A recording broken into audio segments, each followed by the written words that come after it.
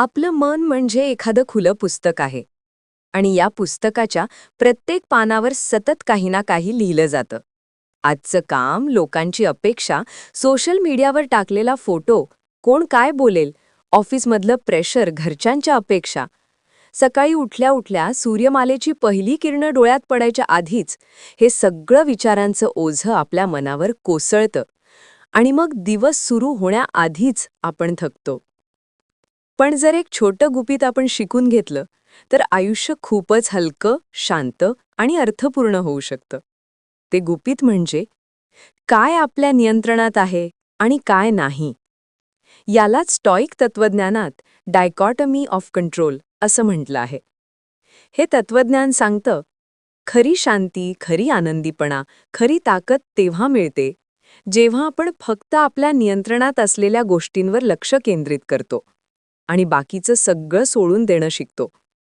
पण आपण काय करतो? ज्या गोष्टी आपल्या हातातच नाहीत, त्यांच्याच मागे धावतो. ज्यांच्यावर आपलं काहीही नियंत्रण नाही, त्यांना कंट्रोल करण्याचा प्रयत्न करतो. आणि मग आयुष्यभर अस्वस्थता, राग, निराशा हे सगळं आपल्याला मिळतं. जरा विचार करा, तुम्ही सोशल मीडियावर एखादा फोटो टाकता. तुमची इच्छा असते की लोकांना आवडेल, छान कॉमेंट्स मिळतील. पण जर कोणी दुर्लक्ष केलं किंवा वाईट कॉमेंट केली, तर तुम्हाला कसं वाटतं?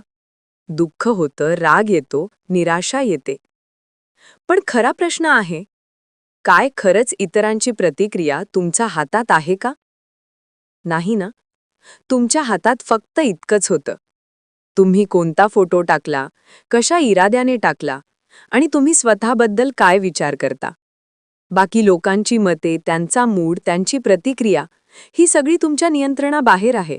जर आपण आपल्या आनंदाला त्या बाहेरच्या गोष्टींशी जोडून ठेवलं, तर आपण स्वतःच्या शांततेचं नियंत्रण दुसऱ्यांच्या हाती देतो.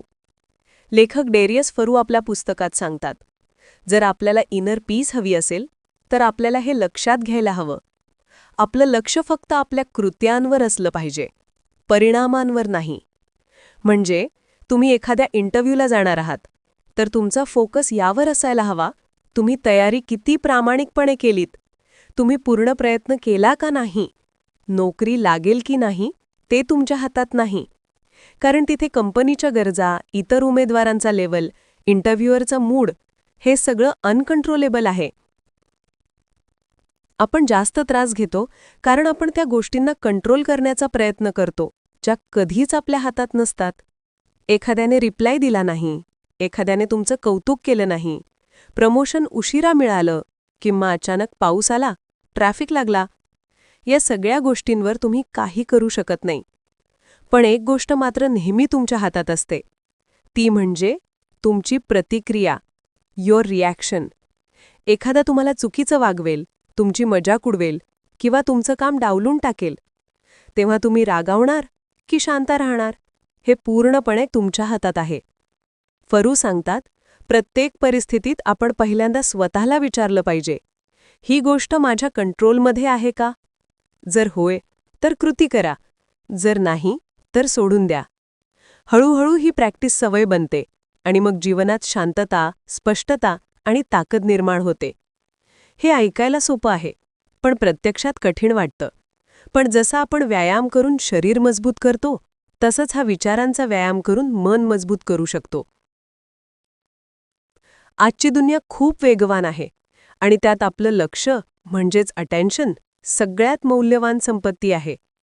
सोशल मीडिया, नोटिफिकेशन्स, सततचा डिजिटल आवाज हे आपल्या लक्षाचा, शांततेचा आणि आनंदाचा खरा चोर आहे. फरू म्हणतात, तुमचं लक्ष जपा. जसं पैसे जपतो तसंच लक्ष जपा. कारण लक्ष म्हणजे खरी करन्सी आहे. आता प्रश्न असा आहे, आपण हे लक्ष कसं जपू? सकाळचा पहिला तास स्वतःसाठी ठेवा. फोन, मेसेजेस, नोटिफिकेशन्सपासून दूर राहा. जर्नल लिहा, ध्यान करा, वाचन करा. दिवसात काही वेळ डिजिटल डिटॉक्स ठेवा. आणि सर्वात महत्त्वाचं तर बोर होणं सहन करा. होय, अगदी साधं बोर होणं. कारण तिथूनच नवीन कल्पना जन्म घेतात. बोर्डम म्हणजेच सृजनशीलतेचा दार आहे. या शिकवणीतून आपण हे समजतो, खरी शांती बाहेर शोधायची नसते, ती आधीपासून आपल्या आत आहे आणि तिचा मार्ग आहे कंट्रोल समजून घेणं. जे आपल्या हातात आहे ते प्रामाणिकपणे करणं आणि जे नाही ते सोडून देणं. शेवटी ही शिकवण आपल्याला एक वेगळीच ताकद देते. आपण जास्त रिलॅक्स होतो, फोकस्ड होतो आणि वर्तमान क्षण जगायला शिकतो. कारण जीवन कधीच पूर्णपणे आपल्या कंट्रोलमध्ये नसतं, पण आपण मात्र पूर्णपणे आपल्या कंट्रोलमध्ये असतो. म्हणून मित्रांनो, तुम्ही फक्त स्वतःवर फोकस करा, बाकी सगळं विश्वावर सोडा आणि मग बघा तुमचं जीवन शांत, स्पष्ट आणि खऱ्या अर्थाने सुंदर होतं.